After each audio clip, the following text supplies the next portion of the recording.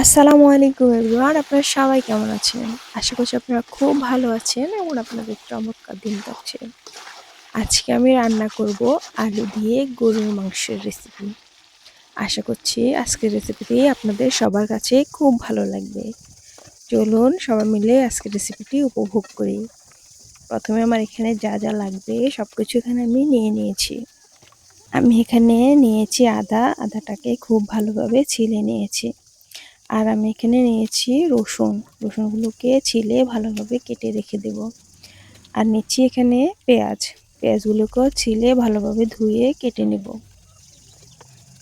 আমি আজকে গরুর মাংস রান্না করব সম্পূর্ণ বাটা মশলা দিয়ে, কারণ যে কোনো তরকারিতে যদি বাটা মশলা ইউজ করা যায় তাহলে তরকারির টেস্টটা অনেক গুণে বেড়ে যায়। আর যদি সেটা হয় লার্কির চুলা রান্না তাহলে তো কোনো কথাই নেই। যারা যারা লার্কির চুলার রান্না খেয়েছেন তারা তো অবশ্যই জানেন লার্কির চুলার রান্না কত টেস্ট হয়। আমি এখানে পেঁয়াজ কেটে নিয়েছি প্রথমে, তারপর এখানে দুটো টমেটো দিয়ে দিলাম। আর আমি এখানে দিব আলুগুলোকেও খুব ভালোভাবে কেটে পরিষ্কার করে ধুয়ে নেব। আলুগুলোকে ধুয়ে ভালোভাবে নিয়ে নিচ্ছি। আর এখানে আমি নিয়েছি 1 কেজি গরুর মাংসটাও খুব ভালোভাবে ধুয়ে নিয়েছি। গরুর মাংসটা আমার আগে থেকে ধোয়া ছিল, তারপর আমি একটু 2-1 বার করে ধুয়ে নিলাম। এখানে আমি দিচ্ছি রসুনগুলোকে খুব ভালোভাবে বেটে রেখে দেব। আর বাটা মশলা রান্না খুব খেতে সুস্বাদু হয়। রসুন বাটা হয়ে গেছে, এখন আমি আদাগুলোকেও বেটে রেখে দিচ্ছি। এখানে আমি নিচ্ছি দারচিনি, এলাচি, লবঙ্গ, জয়ফল আর দিচ্ছি জিরা। সবগুলো মশলা খুব ভালোভাবে বেটে নিচ্ছি। মশলাগুলো বাটা হয়ে গেছে, এখন আমি আলুগুলোকে হালকাভাবে ভেজে নামিয়ে নেব। আলুগুলোকে তেলে দেওয়ার পর এখানে আমি সামান্য একটু হলুদ এবং লবণ দিয়ে আলুগুলোকে ভেজে নামিয়ে নিচ্ছি। আলুগুলো হালকা ভাজা হয়ে গেছে, এখন আমি নামিয়ে রাখবো।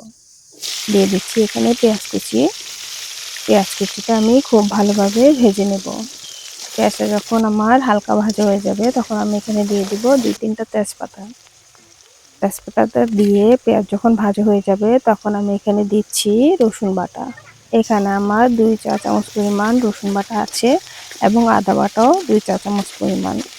আর এখানে আমি দিয়েছি গরম মশলা বাটা।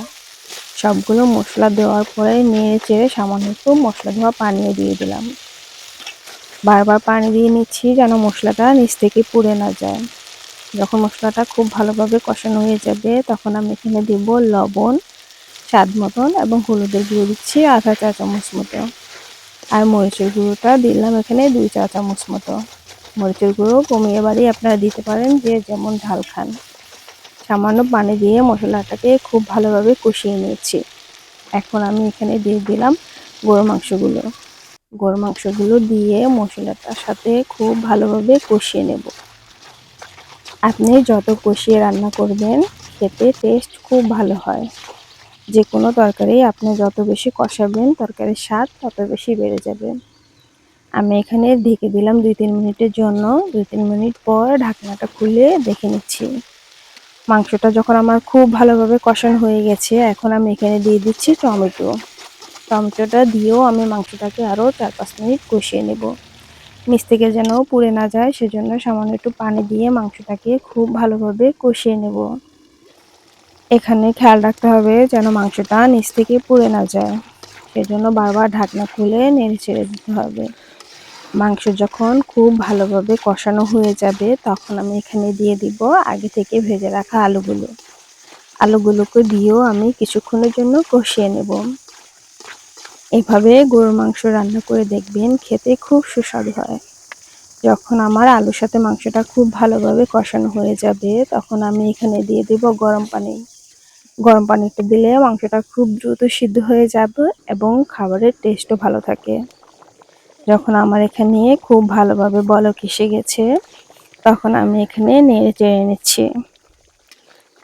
এখন আমি এখানে দিয়ে দিব 4-5টা কাঁচামরিচটা দিলে ফ্লেভারটা খুব ভালো হয়, সেজন্য আমি এখানে কাঁচামরিচ দিয়ে দিচ্ছি।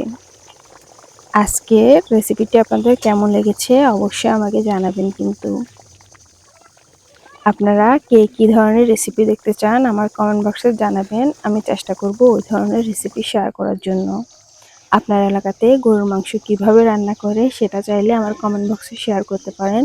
আমি পরবর্তীতে ওভাবে রান্না করার চেষ্টা করব।